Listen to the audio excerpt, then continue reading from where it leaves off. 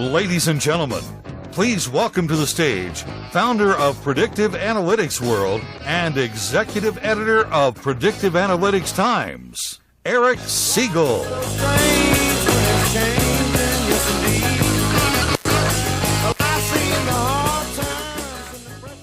All right, everyone, thanks very much. So, prediction as a capability is the holy grail for sales and marketing. But isn't prediction supposed to be impossible? The only thing certain is uncertainty, death, taxes. The weather can only be predicted so well. Human behavior, no less challenging to predict. How do we put credibility on the claim predictive analytics makes by calling itself that? That's a credibility question that I will address partway through my presentation. So just a couple words about my work. I'm the founder of the conference series Predictive Analytics World. It takes place 10 times a year and is the leading cross-vendor event. And as our voiceover guy, who I love, I want him to follow me around everywhere I go, said I'm the executive editor of Predictive Analytics Times. Check out predictiveanalyticstimes.com for lots of content articles. It's a news portal. But there's also full-length session videos accessible for free from the conference series. And I'm the author of this book, Predictive Analytics. Now, the subtitle of the book provides an informal definition of predictive analytics: the power to predict who will click, buy, lie, or die. This is it's used as a textbook at 35 universities, but it's written in a pop science way. People call it the Freakonomics of big data. And I have 4 copies with me. So the first 4 people to ask me at lunch, I'll give the copies. Also, if you're interested in the audiobook version, email me directly, mention this event, and I can provide the audiobook version at no cost. If you tweet, I'm Predict Analytic on Twitter. So I'm going to talk about predictive analytics, give an overview, describe how it provides value in deployment for sales, marketing, and other applications. A little look under the hood at how it works, what a predictive model can look like, some case studies. So how many people here, we talk about what is predictive analytics, how many people here are familiar with Nate Silver? Okay, most of you. So there's probably no more famous person of prediction, the most famous statistician, the best-known prognostic quant, has been on all the talk shows and gained perhaps the most notoriety for predicting the 2012 presidential election, the correct outcome for each individual state. So people say, is that predictive analytics? Did he use predictive analytics to do that? Does that count? The answer is no. But Obama did use predictive analytics. And this actually distinguishes the difference between predictive analytics and forecasting. What Nate Silver did is forecasting by way of poll aggregation. So for an individual state like Ohio, what's going to be the overall outcome as a trend across voters? Will it vote more towards the candidate Obama or the opponent candidate Romney in 2012, for example? Whereas in contrast to that, what the Obama campaign analytics team did was render a predictive score for each individual voter. That's the defining characteristic of this type of quantitative prediction, predictive analytics. And not predicting the outcome or voter behavior, whether they're going to vote Obama versus Romney, Democrat, Republican.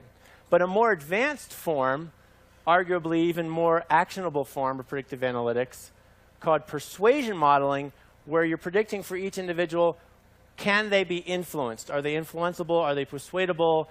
In order to determine which doors to knock on.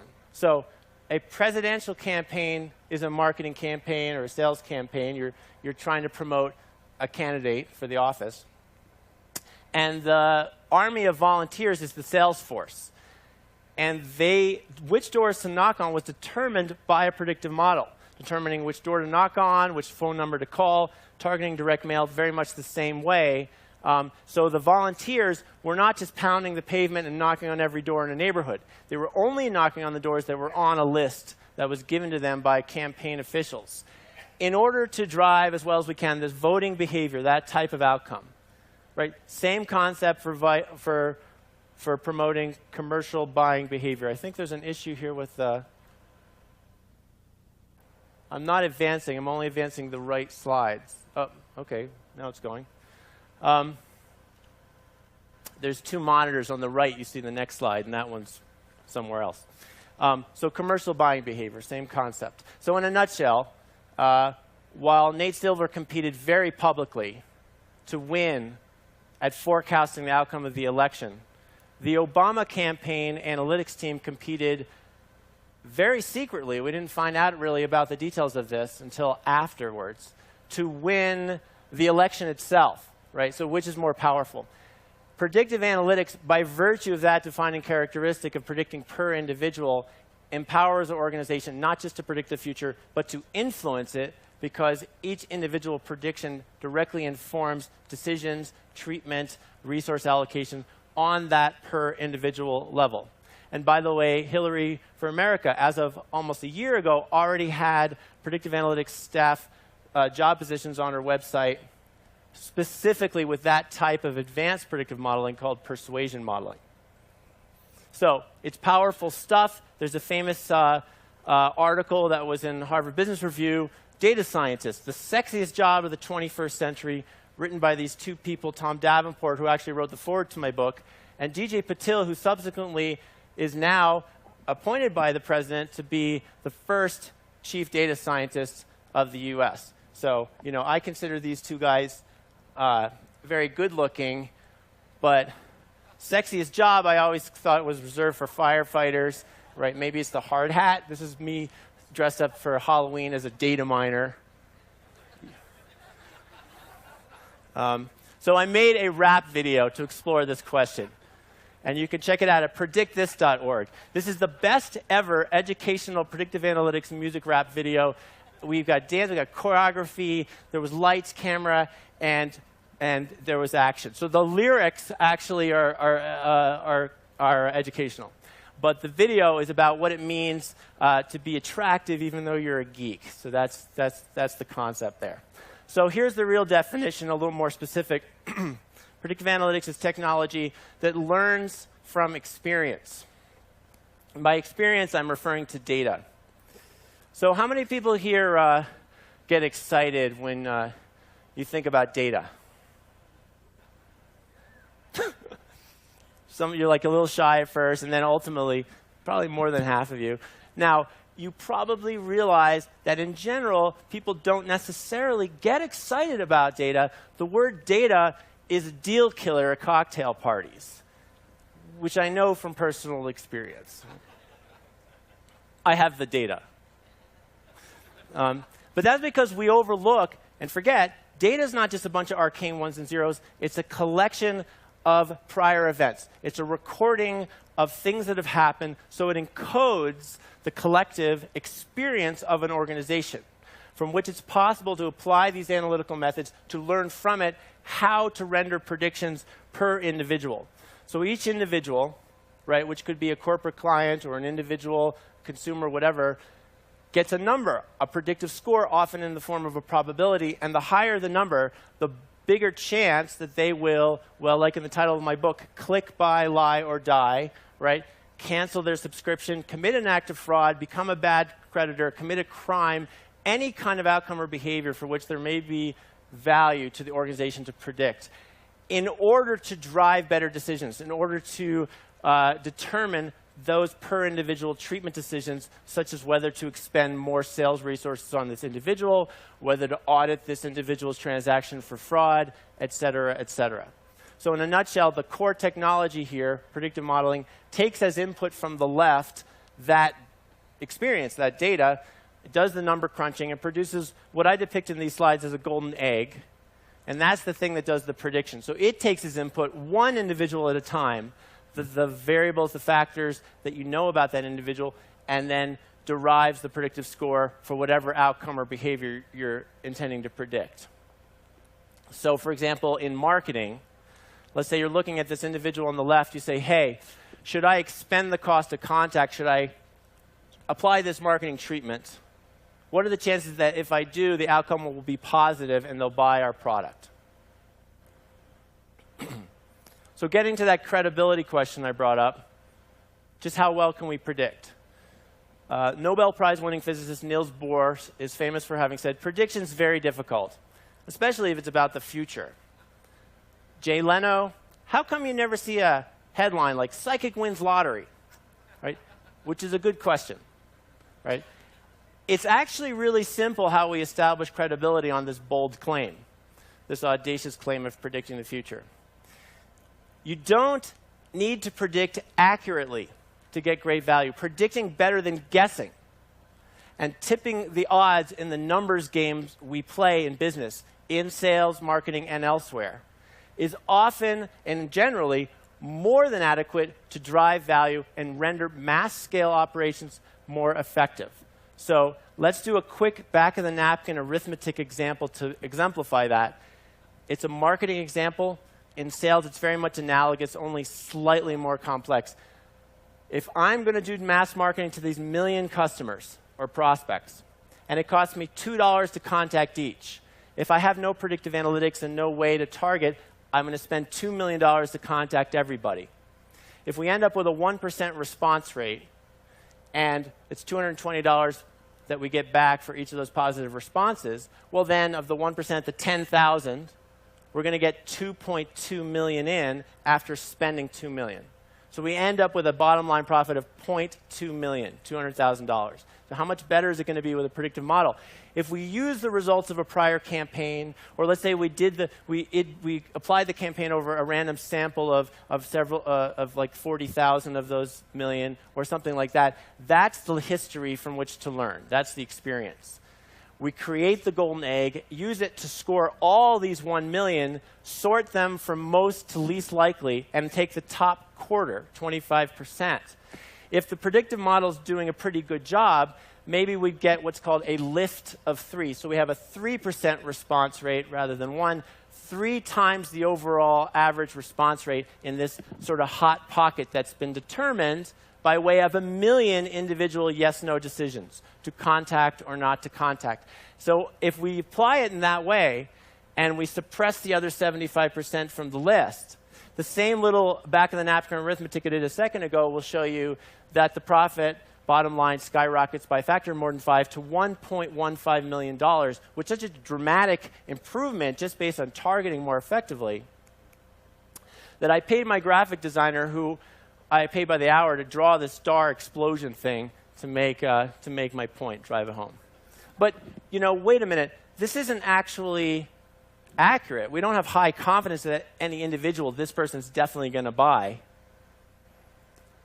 So in that sense, maybe this model really stinks, okay? But it's a skunk with bling. Right? The value is undeniable. It's not necessarily about accuracy. It's about lift and how that converts to the bottom line. So I call that the prediction effect. A little prediction goes a long way. Predicting better than guessing improves bottom line performance, renders mass scale operations, such as in sales and marketing, more effective. So let's go a little bit into how it works, what the data needs to look like, and what you discover from it. So let's start with a quote from Kung Fu Panda. How many people here saw Kung Fu Panda? Okay, how many people saw Kung Fu Panda and don't have kids? We should hang out. Like, yeah. So the wise turtle, Dustin Hoffman. Yesterday's history, tomorrow's a mystery, but today is a gift. That's why it's called the present. So let's take a slightly less sentimental or cute view on it. What do we have in the present that's a resource to help us predict this ultimate unknown, the future? Nobody knows it. That's the problem of life. Well, we do have two things in pocket that have the same relationship with one another, which is yesterday versus today. That is to say, we know for this individual that yesterday, when we applied this marketing treatment, we knew at that time that they were male, lived in California, had made at least 10 purchases, et cetera. Any and all demographic and behavioral data, any or all of which might help tip the balance in playing these odds, might be predictive in some sense, show a correlation. And then on the right side of the dotted line, we have something else that's also in the past, but it happened earlier today. We found out what the outcome was, which in this case was positive. So this is one example from which to learn. It's a learning case and corresponds to this one row of data. So if you, in general, what you do with predictive modeling is you have one row per individual case, one row per customer. So if you just make a flat table, a long list of those examples that look like that, that table is the form and format that any predictive modeling project needs to get the data into in order to learn from it. And then when you do, you start getting all these great insights. So for example, people who go to a bar have a worse credit rating. More specifically, Canadian Tire issues credit cards, and then they look at how their patrons use the credit card with respect to whether they miss payments on their credit card bill. And it turns out that if you're observed using the card at a drinking establishment, you're more likely than average to miss repeated credit card bill payments. But if you buy the little felt pads that go on the bottom of your chair, you don't scratch the floor. How many people have bought those little pads that go on the good? Okay, that's great. You got it together. You're a better credit risk. Go to the dentist, better credit risk. They unofficially told me larger dog collars, worse credit risk. Okay, you could try to explain it, but whatever your interpretation is, there's a correlation that helps predict. People who like curly fries on Facebook are more intelligent. Neighborhoods in San Francisco that exhibit a higher rate of certain crimes also show a higher demand of Uber rides, right? Not necessarily because the criminals are riding in the Uber, but because that's a proxy for non-residential population. How many people are in that area that don't actually live there? Tends to correlate with crime. So the data speaks, right? If you can interpret it, put it into that form and format of the training data, and learn to interpret it, do this type of analysis, it tells you things like dental patients miss fewer payments, right? So I call that the data effect. Data, for all intents and purposes, is always predictive. That's the excitement. That's the big in big data is the big value, the big excitement, because it has this characteristic. You're going to find correlations that help predict. But they don't necessarily explain, they don't necessarily tell you the causal reason. So for example, you could find in data that there's a correlation between ice cream consumption and shark attacks. And then you think, well, why would that be? What would be the relationship between those? Well, one might conjecture that when you eat ice cream, it makes you taste better, so you eat the ice cream, and then the shark eats you, right? But the probably more accepted interpretation is that it's seasonal, so it just so happens that when the weather's better, more people are swimming and at risk of shark attacks, and also more people are eating ice cream. So that is to say that neither of these things have a direct causal relation to the other, but the two are going to be correlated in the data. So it's important not to confuse correlation, which often is more than you need, and it means there's value. It helps predict. It helps build the model, the golden egg. Don't confuse that correlation with causation. So a couple slides, quick case study, bottom lines. These are the kinds of company presentations we see at Predictive Analytics World events a lot. These three are in marketing. First Tennessee Bank lowered direct mail costs by 20%, improving the return on investment of the marketing campaign by a factor of 6 by way of improving it with the targeting of a predictive model. The retailer Target does target their marketing, improved by 15 and 20%. Premier Bank Card reduced mailing costs by $12 million. In sales, paychecks, payroll service decreased by 40% number of phone calls needed to book a sales meeting. Many universities, such as Walden universities, do a lot of work in targeting their acquisition of students by way of scoring predictively, applying predictive models over the prospective students to help improve their acquisition of new students. Of course, a little bit of an older case study, Sun Microsystems, before it was purchased by Oracle, reported doubling the number of leads per phone call by targeting those efforts with a predictive model.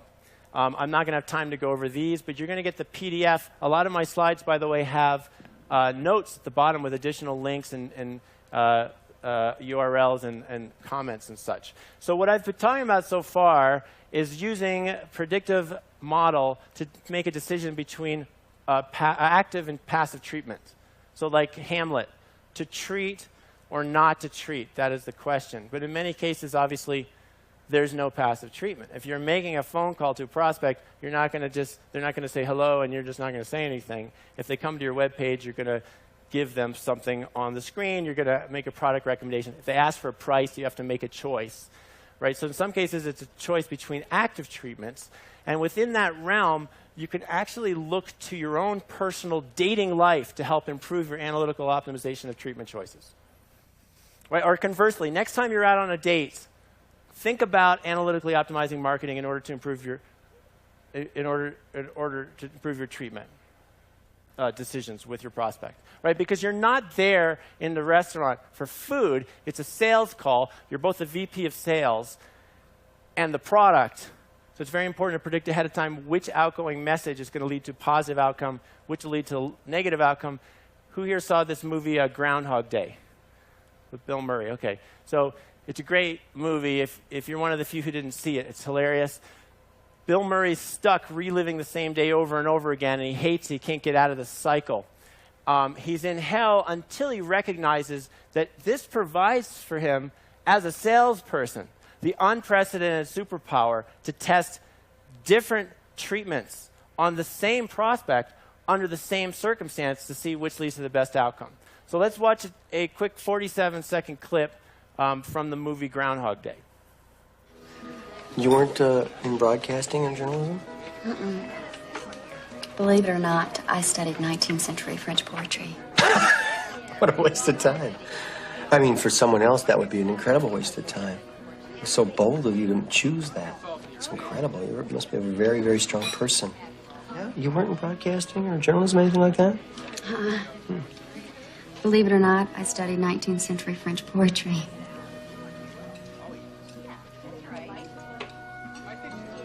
La fille qui j'aimerais sera comme mon frère, que c'est bon fuira un peu chaque matin.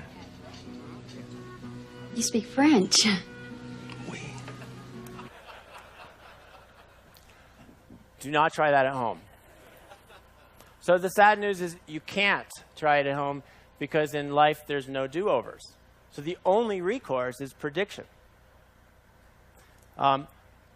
We've sort of focused mostly on targeting outreach, sort of for acquisition, for targeting sales, for targeting marketing. The other main marketing application that I've got to cover here in a few slides to make sort of the complete picture here is in what's called churn modeling, predicting who's at risk of leaving in order to target retention offers, right? Which is also part of sales operations depending on your boundaries and how things are defined. But the value proposition is interesting. It's sort of the other side of the coin here. Retaining existing customers is oftentimes considered much more cost-effective than acquiring new customers. And you can consider your current customer base as a balloon with the acquisition of new customers coming in as air flowing in from the left, and the loss, the constant ongoing attrition of customers, is that air leaking out the valve on the right. If we could just squeeze that valve on the right a little bit and decrease that attrition rate, how much more quickly would the balloon be expanding? That's the growth rate of your customer base. But convincing someone to stay who's otherwise going to leave can be expensive, often in the form of some kind of a retention discount or other type of incentive, not something you're going to expend on your entire customer base, obviously. So once again, the only recourse is prediction. Who's at the highest risk of departure? So you're looking at an individual, you're saying, hey, should I expend the cost of this discount? What are the chances that if they're like a magazine subscriber, they're going to be retained or we're going to lose them tomorrow? So this is the one point where let's look at a specific model that does churn modeling, predicting who's leaving. As the one quick example in this and the next slide where I'm going to show you what a predictive model can actually look like to make this a little more concrete of what the mechanics are, what you're learning from data. And this is sort of in the form of business rules. So we start with something quite simple. It turned out over this data from Chase with mortgage holders that the risk of losing a mortgage holder because they're going to leave, they're going to refinance, and suddenly you're going to have their debt with a different bank. You're not going to get any of the future interest payments. And the chances of that, it's a prepayment. They pay it all back too quickly. It's not the other kind of financial risk where you never get paid back at all. And the risk of that is so different just based on this one factor, interest rate. So those with a lower interest rate, you go to the left, we're in this one segment with a relatively low attrition rate of 3.8%, which I think was in a 3-month window. And the other segment was so much higher, 19%. That huge difference of those two different risk groups of the risk of loss just based on that one factor. So that's great. It validates the data. It's just one variable. It gives you a sense that the data is at least going to tell us this much.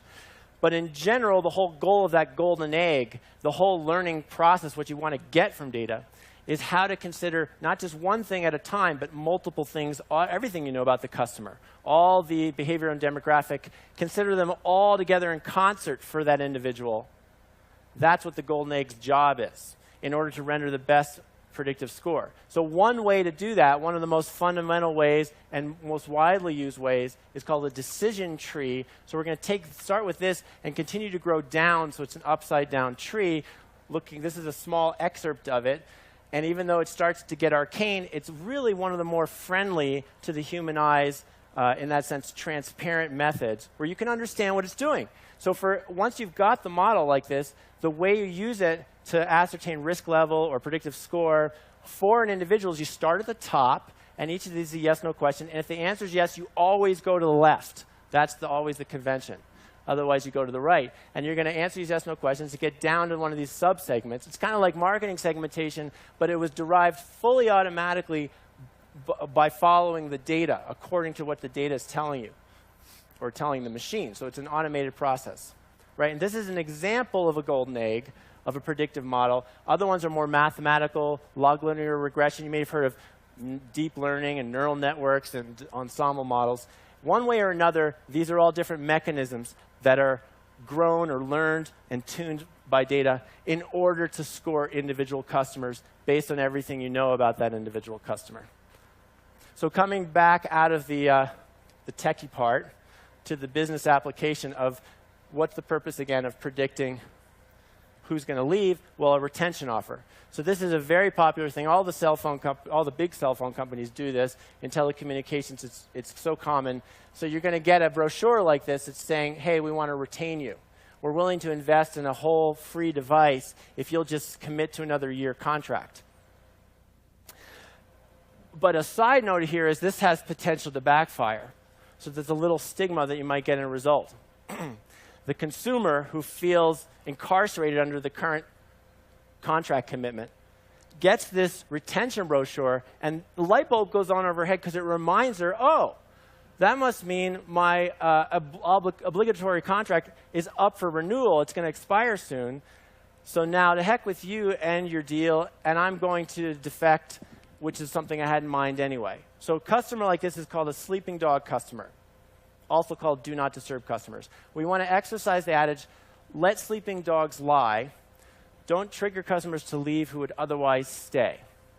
And that secondary issue is actually something that's effectively addressed with that more advanced, although much less common, but the more advanced form of predictive modeling I mentioned with Obama, which is called persuasion modeling, also called uplift modeling.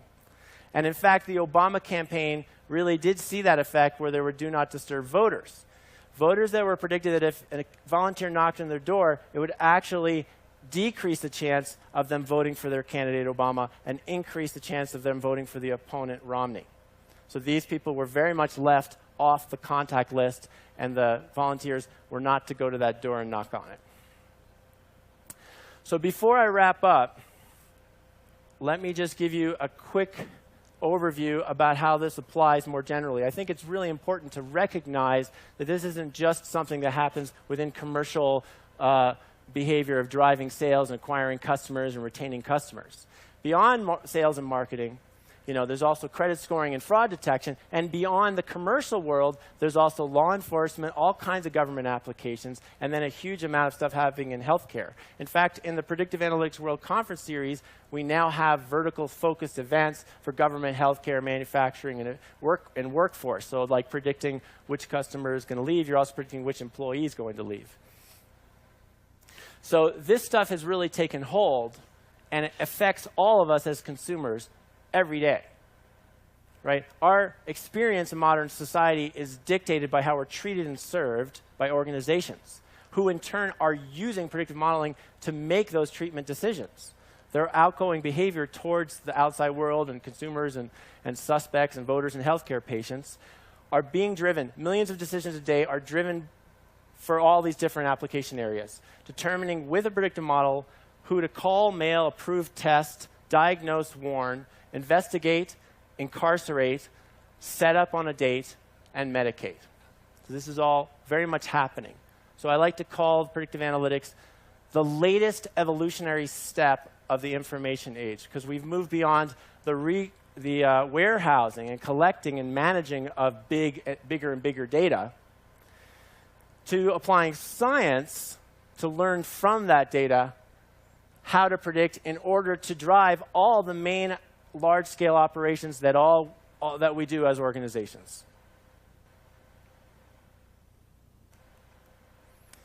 So in a nutshell, just to wrap up, summarize, here are the takeaways. Big data is big because it's got big value in that it's predictive. This is the technology, this class of analytical methods called predictive analytics that learns from that data how to make those predictions.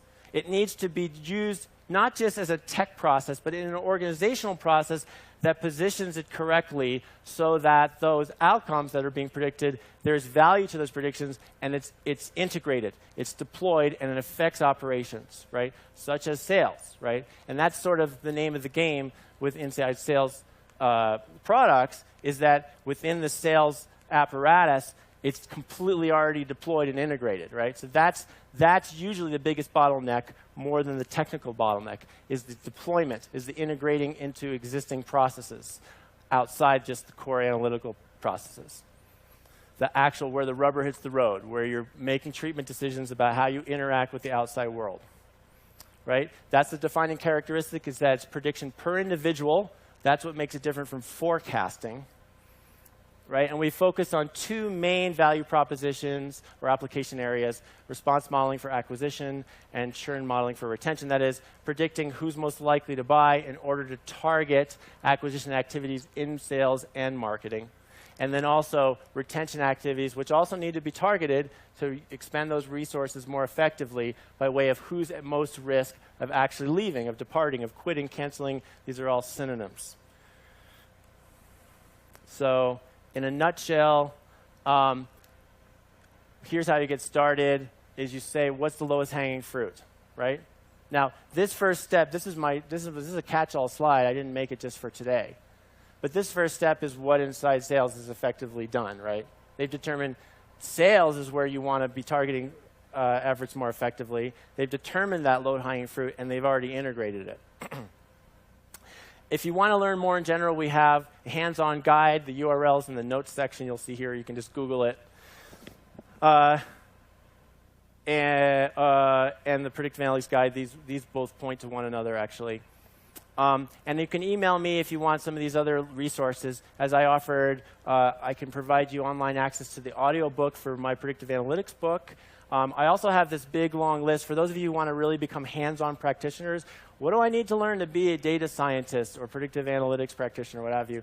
There's a lot of articles about that, and I've been collecting them. So if you email me and ask for me for that, I'll just reply. I'll just copy and paste it for you.